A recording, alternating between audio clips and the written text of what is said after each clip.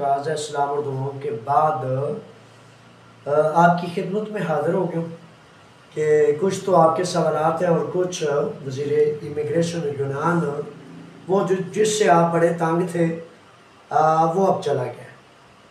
सबसे पहले तो इस बात की तस्दीक हो चुकी कि वज़ीर इमिग्रेशन वो रीदिश जो है वो अपने घर चले गए। ठीक है जनाब। अच्छा, इस पे सवालात मुख्तलिफ साथियों के ये है कि जनाब ये वाला जो सख्त जो दुश्मन था इमिग्रेंट्स का, वर्कर्स का, घर चला गया तो अब असरात क्या होंगे? क्या कवानीन तब्दील होंगे? क्या 7 साल वाला 3 साल वाला कानून दोबारा जारी हो सकेगा? तो इन सवालों के जवाबात के हवाले से इंशाल्लाह चलते हैं। जैसे जैसे आपके सवालात हैं उस तरह इंशाल्लाह मैं आगे चलता जाता हूँ। अच्छा, सबसे पहले तो ऐसे है कि मुहर्रम का महीना शुरू हो चुका है और बहुत अरबों सालों से ये जो मुहर्रम का महीना है ना, ये बड़ा कोई मुक़द्दस और मोहतरम महीना है। फिर इसमें आखिरी सबक करबला का सबक भी जो है आपके लिए, मेरे लिए, इस दुनिया को वो रोशन मीनारों की तरह जिसको खुशबख्त को सच्चाई और अच्छाई चाहिए उसको वो जुर्रत और बहादुरी देने वाला महीना जारी और सारी हो चुका है। कल से पाकिस्तान में कल है और आज यूनान में यकम मुहर्रम है। तो ये इस्लामी साल का पहला महीना होता है। तारीफ़ें सारी अल्लाह की और दरूद मोहम्मद और आले मोहम्मद सल्लल्लाहु अलैहि वसल्लम पर। और अब आते हैं जनाब वज़ीर इमिग्रेशन यूनान का इस्तीफ़ा और कवानीन में किन चीज़ों का आपने बहुत ज़्यादा ख्याल करना होता है। बड़े पुराने, बड़े सीनियर, बड़े लंबे लंबे अरसे से जो नौजवान यहाँ रहते हैं, उसके बावजूद चूँकि आपकी फील्ड नहीं होती, आपका ये काम नहीं होता, जिसकी वजह से बाद का जोश में और बाद का इस फहम में कि मैं 25, 30, 40 साल से यहाँ हूँ तो संगीन कानूनी गलतियाँ कर बैठते हैं। ठीक है, नए बच्चे जो आते हैं वो भी बड़ी गलतियां करते हैं। उनकी गलतियां तो समझ में आती हैं क्योंकि उनको ज़बान नहीं समझ आती और कवानीन ना जानने की वजह से, ज़बान ना आने की वजह से वो दूसरों के मरहूम में मिन्नत होते हैं। लेकिन फिर भी जब आप अपनी गलतियां सुधारना चाहें, संवारना चाहें तो इंशाल्लाह फज़ल ताला उनको सुधारा जा सकता है, संवारा जा सकता है।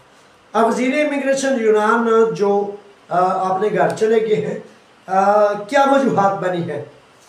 बड़े सारे नौजवानों ने सवाल लिखा है कि इस्तीफ़ा हो गया, ना सिर्फ वज़ीर इमिग्रेशन मिस्टर वरीदी का इस्तीफ़ा हो गया बल्कि 3 मज़ीद वज़ारा जो है वजारत मजदूर, एक ज़री सिस्टम का और एक वजारत ख़ारजा का, एक इलेक्ट्रॉनिक ऑनलाइन डिजिटल सिस्टम वजारत के वज़ारा ने वो भी अपने घर चले गए।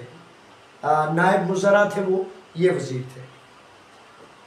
अब हमारे मतलब चूँकि वज़ीर इमिग्रेशन था तो नौजवानों ने, शहजादों ने पूछा है कि क्या इससे इमिग्रेशन कवानीन पर या 3 साल वाले कानून पर कोई असर पड़ सकता है? हाँ, बिल्कुल पड़ सकता है, क्योंकि यह कानून की एक्सटेंशन हो चुकी थी और कानून को एक्सटेंड कर दिया गया था सितंबर 2025 तक। तो उस कानून को अगर वरीदी के जाने के बाद नया आने वाला वज़ीर जो है वो कहता है कि ये जो एक्सटेंशन इस वज़ीर ने ली थी कि भाई कानून को बंद कर दिया जाए, अगर वो समझता है कि वजारत मजदूर और दूसरी वजारतें और खेत खलियान से लेकर फैक्ट्री तक मजदूर की बड़ी अशद ज़रूरत है, तो हाँ, नया वज़ीर इस पर दोबारा नया हुक्म जारी कर सकता है।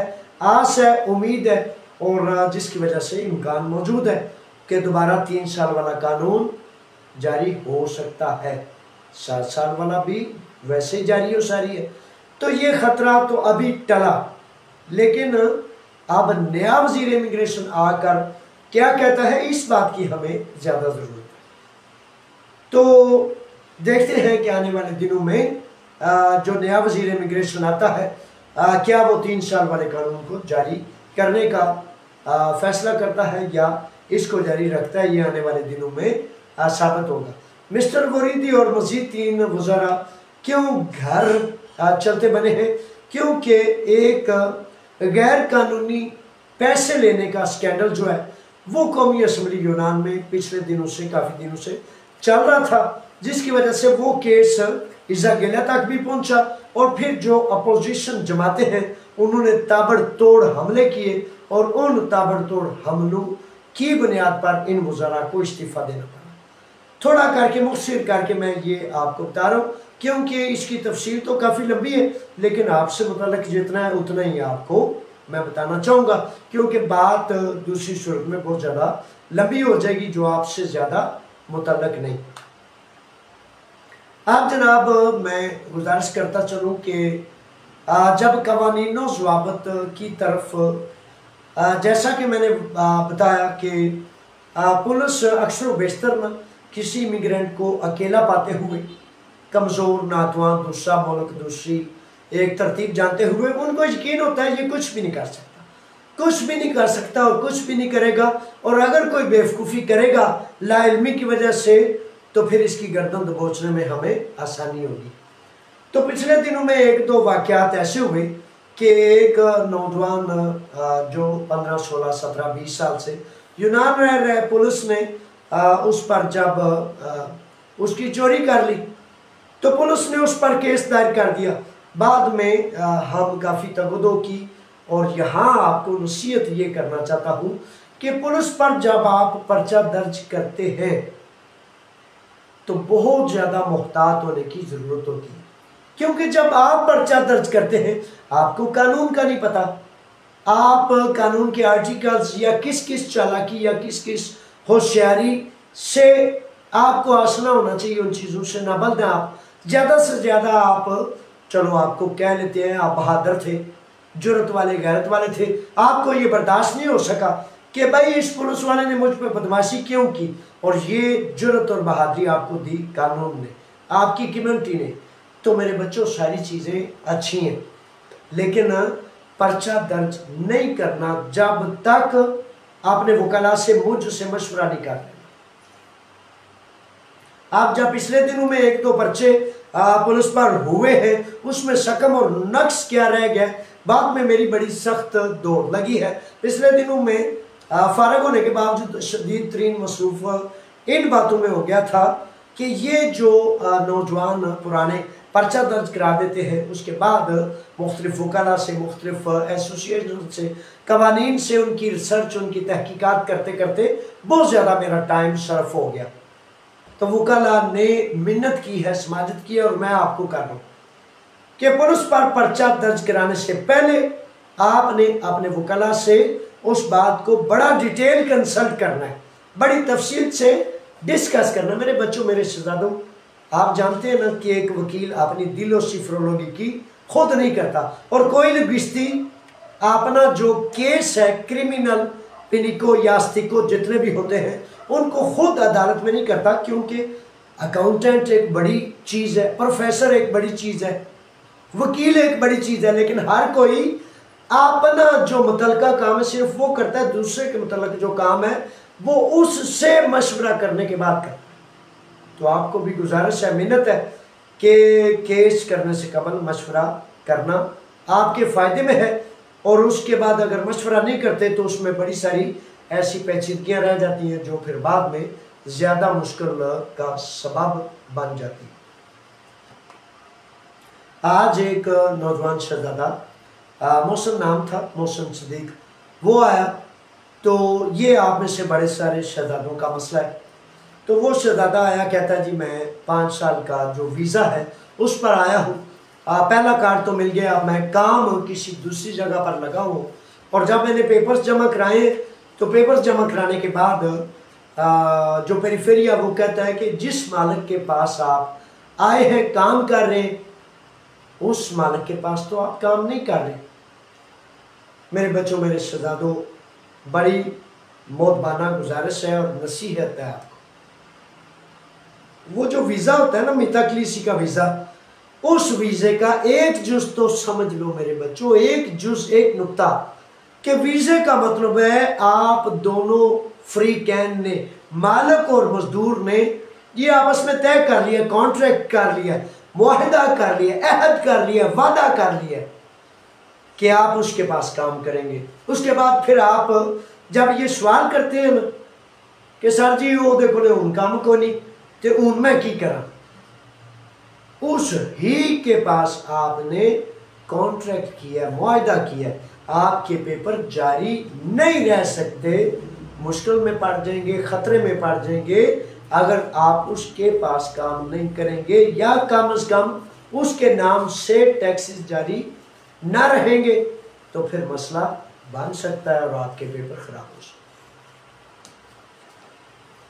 अच्छा, वो पिछले दिनों में यहाँ एक बड़ी नुक्ते की बात गुजारिश करने लगा हूँ कि पिछले दिनों में मैंने आप सबको कहा कि भाई ठीक है अपना नुमाइंदा, अपना सदर ढूंढ ले। मुझे पता है क्या तकलीफ होती है जब आप समझते नहीं। मेरे बच्चों, मेरे शेरों, वर्कर होना, मजदूर होना एक इज्जत है, आनर है। और बेकारी होना क्या होता है? बेकारी को कोई बेजारी से कहता है जा यार छड़ जान, तो कोई दे भी देता है। बेकारी नहीं बनना मेरे बच्चों, बेकारी नहीं बनते। गैरतमंद खुददार कौमें बेकारी नहीं बनते। और खुदा की कसम, मुझ पर अगर कोई गिरानी गुजरी है बहुत ज्यादा, तो हर वक्त हर फर्द नया क्या पुराना क्या, वो ये ढूंढ रहा होता है कि मेरी मदद किसने करनी है, मैंने किसकी मदद करनी है। ऐसे भी तो कुछ होने चाहिए ना। ये क्या होता है जी, मेरी को गाल नहीं सुनता, मेरी को मदद नहीं करता, और यार सारे अपनी अपनी पे ने। मेरे बच्चों, कम्युनिटी का मतलब ही ये होता है कि हम में से वो गैरतमंद, वो जो बेकारी नहीं होते, वो जो इस बात का यकीन करते हैं कि मैं इंशाल्लाह दूसरों की मदद करूंगा। कम्युनिटी इसको कहते हैं कि 40,000 की कम्युनिटी है, कम से कम 4-5 हजार वो खुददार, वो गैरतमंद कहें कि मेरे कंधे, मेरा सीना हाजिर है, मैं इस कम्युनिटी को, इस कौम को चलाने के लिए अपने कंधे पेश करता हूं। तो जब सारी बेकारी बन जाए, सारी के वो यारा कितनों लबते ही होना नहीं, यारा कुछ करते नहीं, यारा ये बेकारीपन इसने मुझे बोझल किया। हर फर्द ये सोचता है शिकवा शिकायत, नया क्रिया पुराना क्या। अब वो बच्चा कहता था जो आज सुभाना मियाँ है, मौसम, तो वो कहता है जी अब मुझे ना ज़बान आती है, ना मैं किसी वकील को जानता हूँ, ना रास्ते पता है, ना कुछ। पुरानों का भी ये मसला है, उसका थोड़ा मुख्तलिफ है, इनका मुख्तलिफ है। तो मेरे बच्चों जान लो, खुददारी और गैरत बड़ी चीज़ है दुनिया में, बड़ी चीज़ है ये जहान में। अब कौमें, मुल्कों मिलत, अब ईरान की जो जंग चली, तो अब ईरान की जंग के बाद दुनिया का जो सबसे बड़ा कातिल है, सबसे बड़ा बदमाश है, जिसको कुछ लोग बेचारे कह रहे हैं नोबल इनाम दे दें। अब उन गुलामों की क्या सोच हो सकती है? तो ईरान को उन्होंने ऑफर किया है कि हम आपको जो सैंक्शंस हैं, पाबंदियां हटाते हैं, और पाबंदियां हटाने के बाद आपको आज़ाद तजारत करने के लिए रास्ते देते हैं। कौमों के पास खुददारी और अपनी आज़ादी से बड़ी कोई दौलत नहीं होती, कोई दौलत नहीं होती। और यही आप भी समझ लें, अगर खुददारी नहीं है आपके पास, अगर आपके पास ये नुक्ता नहीं मेरे शहजादों, मेरे शेरों, कि मैं अपनी जिम्मेदारियां पहले पूरी करूंगा उसके बाद अपना हक मांगूंगा, तो फिर गदागर और फकीर जैसी ये सोच जो है, इसने मुझे बहुत तंग किया। गदागर की सोच नहीं होनी चाहिए, सोच खुददार वाली होनी चाहिए कि काम करूंगा अपने हिस्से का, ड्यूटी करूंगा 8 घंटे, 10 घंटे, 12 घंटे, उसके बाद कहूंगा जनाब मेरा हक मुझे चाहिए। फिर वो इज्जत से, आनर से, खुददारी से आकर मिलता है। अभी तक ईरान ने इस जो ओपन तजारत है अपनी खुददारी पर इसको नहीं लिया, तो हम सब भी ये समझ लें, जान लें कि कौमें जो है तब बनती हैं। अब जैसे कि बेशुमार नौजवानों ने, सदादों ने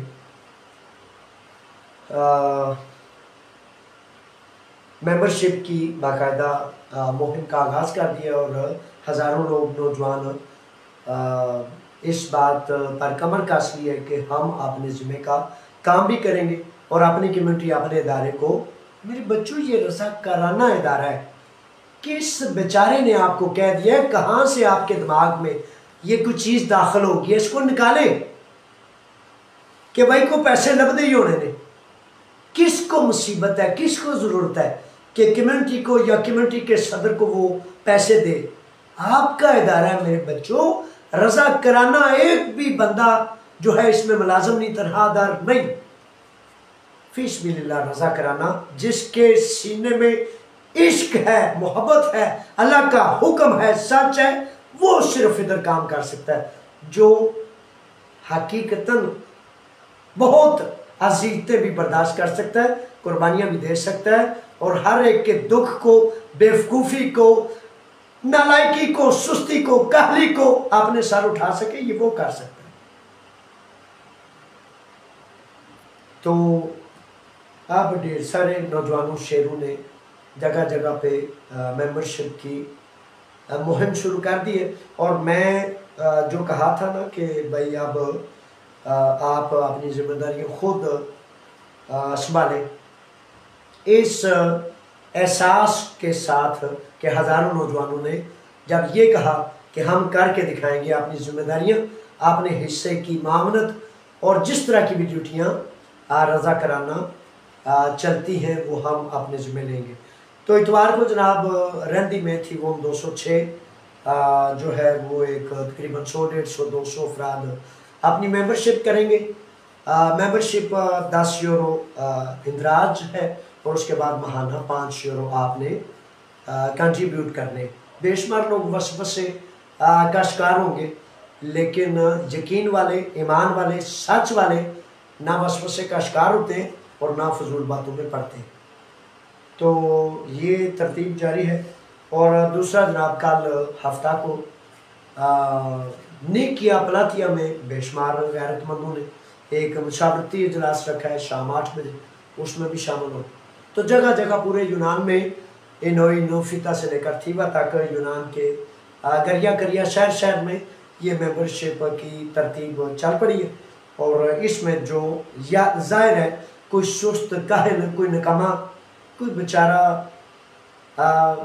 सड़ा हुआ जिसके दिल को उसके अपने हसद ने जला दिया है, वो तो इसमें शामिल नहीं होगा। लेकिन उन बेचारों को उनके हाल पे छोड़ दें। और जो गैरतमंद हैं, जुर्रत वाले हैं, एहसास वाले हैं, जिनको है कि मुझे मेरे खुदा ने एहसास दिया है, अक्ल दी है और सच के लिए मैं खड़ा हो सकता हूँ, वो ज़रूर आगे बढ़े और पीछे सुस्त और काहिल लोगों में ना रह जाए। तो ये चीज़ें हैं जनाब। आगे ये अंसर साहब का सवाल है, देखते हैं सर 3 साल वाले पेपर्स दोबारा ओपन होंगे? बड़ी उम्मीद है, बड़ा इम्कान है, लेकिन मेरे बच्चों, मेरे शेरों, ओपन होने का इम्कान मौजूद है। लेकिन वो एक ही सूरत है कि अगर नया वज़ीर इमिग्रेशन इस बात का फ़ैसला कर लेता है कि हमें बहुत ज़्यादा मज़दूरों की ज़रूरत है, और वो रीति से पहले जिसने इस्तीफ़ा दिया, इससे कबल जो है सितंबर तक 3 साल वाले कानून को एक्सटेंड किया गया था। अगर वरीदी के फ़ैसले को वरीदी के साथ भेजा जाता है और पिछले फ़ैसले को लागू किया जाता है, तो इंशाल्लाह आप तैयारी कर लें, फिर उस सूरत में 3 साल वाले पेपर खोलने का दोबारा इम्कान मौजूद है। अच्छा, उसके बाद एक शहजादे हैं मिर्ज़ा अहमद राजपूत, वो लिखते हैं कि बहुत अच्छी कावश है जो लोग दूसरों के लिए, आसानियों के लिए नेक नीति से वक्त निकाल रहे, इनके लिए ढेर सारी दुआएं हैं। आगे लिखते हैं, रही बात कम्युनिटी की, तो कम्युनिटी को सबसे ज़्यादा ज़रूरत इखलाकी तरबियत और तालीम की है। समझ बूझ ना होने की वजह से अक्सर लोग प्रदेश में फसाद और बेसुकूनी का सबब बनते हैं। सर, इस वक्त तक बड़े मसाइल हल नहीं किए जा सकते जब तक इन मसाइल को जड़ से ख़त्म ना किया जाए। पाकिस्तानी कौम की अखलाकी तरबियत करें और इनको आला किरदार वाले अफराद बनाने में कोशिश करें। अच्छा, ये बड़ा अच्छा सवाल है। इब्रार अहमद, मेरे बच्चे, सबसे पहले तो आपकी ज़रूरत है, ठीक है। जब तक वो नौजवान, वो शहजादे तंजीम में ना जुड़ेंगे तो एक दूसरे की हम तरबियत कैसे करेंगे। और मेंबरशिप का मतलब, जुड़ने का मतलब हकीकतन होता ही ये है कि आए सबसे पहले अपने अमीर, अपने सदर, उसको बड़ी करीब से जांचें और परखें, क्योंकि दूर दूर रहने से हम एक दूसरे को जांच और परख नहीं सकते। और जब तरतीब और तंजीम में जुड़ते हैं तो तंजीम का मतलब ही ये है कि हम एक दूसरे के नुक्स और नकाइश को दूर करके, एक दूसरे की खूबियों को बढ़ाकर, कवायदो ज़वाबत के तहत ऐसी कम्युनिटी, ऐसा ढांचा, ऐसी तंजीम बन जाए जो बाकी अपनी पूरी कौम के हर फर्द के लिए फ़ायदा, खैरियत, इज्जत और आबरू, वकार का सबब बन सके। तो हकीकतन ये बड़ा अच्छा ख्याल है आपका, बड़ा अच्छा आपका ये सवाल है। लेकिन ये कैसे मुमकिन होगा? मेरी तो हर लम्हा कोशिश होती है, और किसी अमीर की, इमाम की, सदर की हकीकतन सबसे पहली कोशिश और काविश यही होनी चाहिए कि मेरा अमल और किरदार इस तरह हो कि बाकी लोग देखकर सच और किरदार के आला नमूने को फॉलो कर सकें।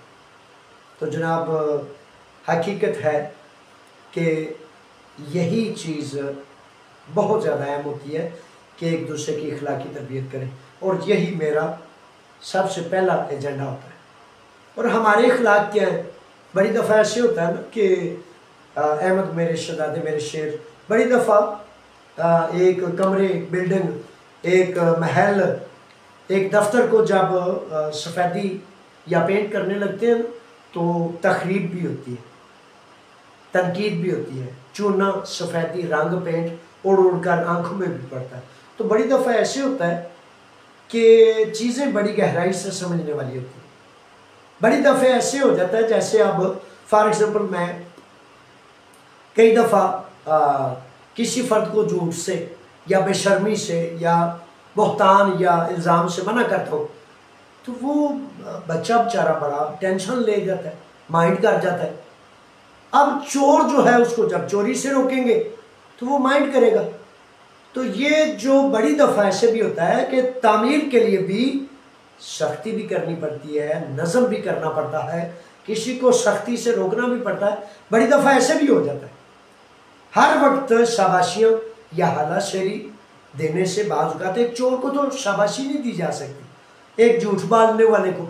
तो इस तरह बड़ी दफ़ा सख्ती, नरमी, सारा कुछ साथ साथ है, लेकिन अल्लाह का हुक्म एक पैमाना है, और उस पैमाने के तहत जो उसके ऊपर चलने वाला होगा उसको सर माथे पर बिठाएंगे, और जो उस पर नहीं चलने वाला होगा उसको रोकेंगे। तो रोकना जो है वो बाज़ औक़ात टेंशन का भी सबब बनता है।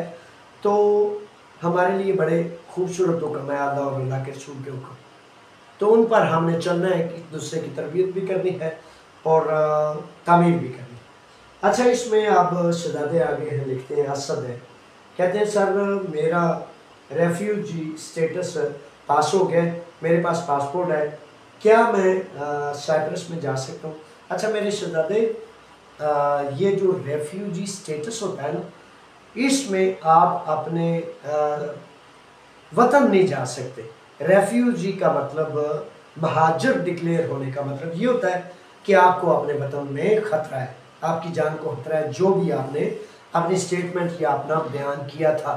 तो किसी भी दूसरे मुल्क में जाने के लिए अब ये जो आपने लिखा ना मेरे पास पासपोर्ट है, रेफ्यूजी डिक्लेयर होने के बाद अगर आपने अपने वतन में ख़तरा लिखा है तो आपके पास आपका पासपोर्ट आपके लिए सख्ती का सबब है, यानी कि रेफ्यूजी स्टेटस ख़त्म होने का अंदेशा भी मुमकिन बन सकता है कि जब एक फ़र्द कहता है जी मेरे पास मेरे वतन में मुझे मेरी जान का ख़तरा है, और उसके पास पासपोर्ट भी होता है, तो पासपोर्ट इस बात की निशानी होती है कि आपको अपने वतन में कोई ख़तरा नहीं। तो इन चीज़ों की तफसील काफ़ी लंबी है, तो इसको मद्देनजर रखें। लेकिन पासपोर्ट को साइड पे रख कर अगर उस रेफ्यूजी स्टेटस पर यहाँ के जो पासपोर्ट होता है UNO का, उस पर आप वीज़ा अप्लाई करेंगे, वीज़ा मिलने पर आप सफ़र कर सकते हैं। इसकी तफसील काफ़ी है, लेकिन इस वक्त मैं इतनी ही बता सकता हूँ। इसके बाद सवाल है, सर मेरे फिंगर हो गए लेकिन कार्ड कब तक आ जाएगा? अच्छा मेरे शहजादों, मेरे बच्चों, शेरों, गुजारिश ये है कि जैसे ये वरीदी जैसे नस्ल परस्त जो इमिग्रेंट से बहुत ज़्यादा सख्ती का बर्ताव रखते थे, इसी पॉलिसी के तहत हुकूमत यूनान ने पिछले 3 साल से ये एक तरतीब बनाई है कि इमिग्रेंट को सर नहीं उठाने देगा, इनको दबा के रखना है। इनके पेपर 20 साल से हैं या कल से, इनको दबा के रखना है, जिसकी वजह से आपका नहीं, सारे के सारे इमिग्रेंट्स जितने भी हैं उनके कार्ड लेट है, जानबूझ के लेट है, पॉलिटिकल डिसीजन की वजह से लेट है। इसमें आप फिक्र ना करें कि सिर्फ आपका ही लेट है। आपने वकील से रब्ते में रहें, आपका वकील उसको मेल करे और मेल के ज़रिए यही है जो आप कर सकते हैं। ठीक। अच्छा, इस पे जुलूस की ज़रूरत है, जो आप लोग ना उठते तो ना आप जुलूस करते हैं, जिसकी वजह से ये फैसले ठीक हो सकते हैं। इसके बाद अरशद महमूद साहब हैं, अरशद कहते हैं कि मेरी गुजारिश है कि सब लोग अपनी कम्युनिटी से जुड़ जाए। हकीकत ये है कि अल्लाह को हाजिर और नाजिर जान के कहता हूँ कि कम्युनिटी से जुड़ जाएं, ये आपका फ़ायदा है, आपका ही फ़ायदा है। और जो नए लोग हैं वो और ज़्यादा जुड़े, पुराने और ज़्यादा जुड़े। मेरे शेरों, मेरे शहजादों, अगर फॉर एग्जाम्पल तय पा गया जी कि ठीक है जी, हर फर्द मेंबर 5 यूरो महाना अदा करेगा, लोग आपसे ना झूठ बोलकर, मकर चक्कर फ्रेब करके डबल शाह लाखों करोड़ों अरबों रुपए लालच का झांसा देके लोगों से लेंगे। एक फकीर दरवेश आपको मिला हुआ है, मेरे बच्चों, आप में से कौन है एक खुदा के रसूल का वास्ता देख के कहता हूं कि पूरे यूनान में से, पूरे यूरोप में से कोई एक मर्द ऐसा कामल, ऐसा जवान मर्द जो सिर्फ 3 माह मेरे साथ रहे और कम्युनिटी का सदर बन के वो कुछ करे जो मैं करता हूं। जबान बाहर आ जाती है, पैसा नहीं, पाई नहीं, सेंट नहीं, वसीला नहीं, वसाइल नहीं, कुछ भी नहीं, और फिर आपकी नौकरी, फिर आपकी खिदमत। एक बच्चा, कोई बेचारा, कोई बदनसीब कह दे ओ जी पुराने पैसे दसो किथे गए ने, वो बेचारा अगर जिल्लत से, हसद से जल गया है तो उस बेचारे के नसीब अगर नहीं जाग रहे तो उसकी बात पे आपने कान धरना है या अल्लाह और अल्लाह के रसूल के हुक्म की बात पर। मेरे बच्चों, सोचा करें, देखें कितना बड़ा चैलेंज है आपके लिए। अल्लाह का रसूल ये हुक्म करता है लुबैर बाब कि जब आप तक कोई बात पहुंचे तो तुम पर तहकीक हुक्म है, लाजिम है। इतने सादा, इतने नालायक कि एक जलील तरीन बच्चा कोई बात कर देता है, झूठा, काजिब, हसद और कीना में बेचारा दिमाग जिसका काम नहीं करता, और आप ये कहते हैं। ताज्जुब नहीं, मुझे ताज्जुब होता है इस बात पर कि अल्लाह की बात को आप अहम नहीं समझते, अल्लाह के रसूल की बात को आप अहम नहीं समझते, और उस बेचारे बदनसीब की बात को यार फिर तो गल होनी है। यानी कि रसूल, सरदार, सईदी हुक्म दे रहे हैं तहकीक करो, लेकिन तुम कहते हो कि नहीं, अल्लाह ते अल्लाह दे रसूल दा हुक्म अपनी जगह पे है। ये कितनी बदनसीबी है, कभी सोचा आपने? कितनी बड़ी बदनसीबी है कि अल्लाह और अल्लाह के रसूल के हुक्म को छोड़कर जमाने के एक जलील तरीन झूठे और काजब बेचारे का कोई दर्द होगा, कोई उसकी जलन हसद होगी, तो उसकी वजह से उसने कोई बात कह दी तो आप उसकी बात के पीछे जाए। अच्छा ये यहाँ सुन लें, यहाँ नुकता। अच्छा अगर कोई बच्चा ऐसा बेचारा जो हसद और किज़ब में वीडियो बनाता है, कभी उसकी वीडियो पर कमेंट नहीं करते, उसको बुरा भला भी नहीं कहना, गाली गलौज तो बड़ी दूर की बात, बुरा भला भी नहीं कहना। अगर किसी ने आप में से गैरतमंद ने कोई बात करनी हो तो अपनी वीडियो बनाते हैं मेरे बच्चों, अपनी वीडियो बना के अपने जो अकाउंट है उससे उसको शेयर करते हैं। पता क्या होता है, आप थोड़ा सेंस का इसमें इस्तेमाल किया करें। मैं आपकी नसीहत के लिए ये बात कर रहा हूँ।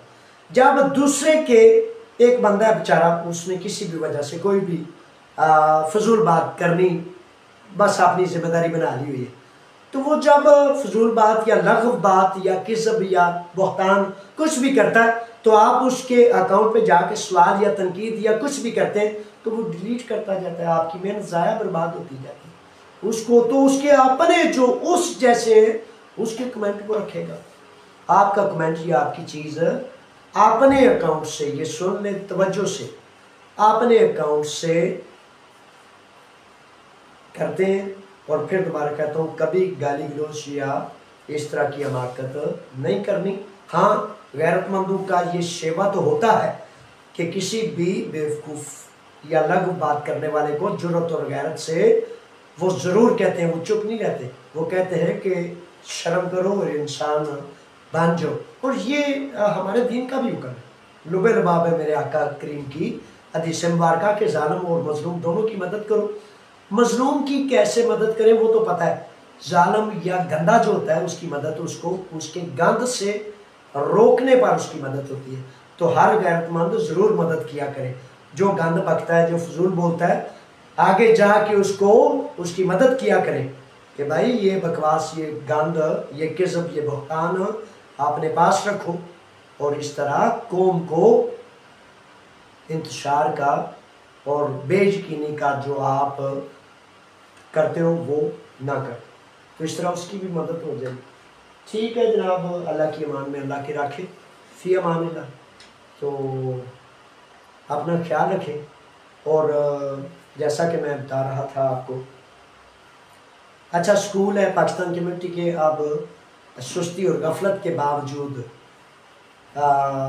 बड़े इदारे हैं जो मुख्तलिफ शोबों में अल्लाह का शुक्र है बड़े आसान तरीके से काम कर रहे हैं। और एक बड़ा काबिल फ़ख्र इदारा कम्युनिटी उर्दू स्कूल है, हर हफ्ता को स्कूल लगता है और बेशुमार वालिदैन फ्री ऑफ कास्ट रज़ा कराना हर काम छोड़ के बच्चों की तालीम और तरबियत की जाती है। और कुछ मस्त मलांग वालिदैन अब तक आगाह नहीं, यानी कि अपने आराम अपनी शोहरत के लिए अपने बच्चे को स्कूल तक नहीं ला सकते। उनकी मर्जी, उनका बच्चा है, अगर वो नई ज़ेवर तालीम से रास्ता करना चाहते तो इस तरह फिर गफलत उनके सारा है। तो वालिदैन से गुजारिश है कि इस तरह की बहुत भारी गफलत अपने सर पर ना लिया करें। इसके साथ साथ ख़वातीन का एक विंग है, ख़वातीन का एक जो विंग है, अल्लाह ताला हमारी ख़वातीन को, माओ बहनों बेटियों को अपनी अमान में रखे। अगर किसी की फौतगी हो जाती है तो ख़वातीन का पता है ना, मस्तूरात का एक बड़ा अमल होता है कि कफन का, गुस्ल का इंतज़ाम मौजूद है। अक्सर बेशतर आप बिल्कुल बेखबर हैं बेशुमार चीज़ों से, क्योंकि जुड़े नहीं ना, तो जुड़ें, खुदा का वास्ता है जुड़ें, ताकि आपको कम से कम पता तो चले कि कम्युनिटी करती क्या है, जुड़ें। तो गुस्ल कफन के हवाले से ख़वातीन कौंसिल का एक बाकायदा कमेटी है, तदरीस की एक कमेटी है, दरस कुरान की एक कमेटी है, अफ़ाम तफ़हीम के लिए बड़े सारे शोबे, बच्चों को स्कूल ज़रूर लाया करें। इसी तरह हर मज़लूम जब पाकिस्तान कम्युनिटी जाता है तो सोचा करें कि हर मज़लूम पाकिस्तान कम्युनिटी क्यों जाता है, क्योंकि पाकिस्तान कम्युनिटी ही मेरे बच्चों आपका वो इदारा है जिसको आपने तवाना और ताकतवर करना है, ताकि हर मज़लूम, हर रोते हुए, हर कुर्लाते हुए आपकी ज़िंदगी में आजर व मजदूर का मामला है, ताजर का मामला है, किसी का मामला है, पुलिस ने कहीं आपको दबा लिया है, तो तमाम मामला कम्युनिटी ने सॉल्व करने होते। इसलिए अपनी कम्युनिटी को मजबूत और ताकतवर बनाएं ताकि पूरा वकार और इज्जत से आप भी जिए और आपकी कम्युनिटी दूसरों के लिए एक मॉडल और नमूना बन सके। अल्लाह की अमान में, फ़ी अमान अल्लाह। अस्सलामु अलैकुम।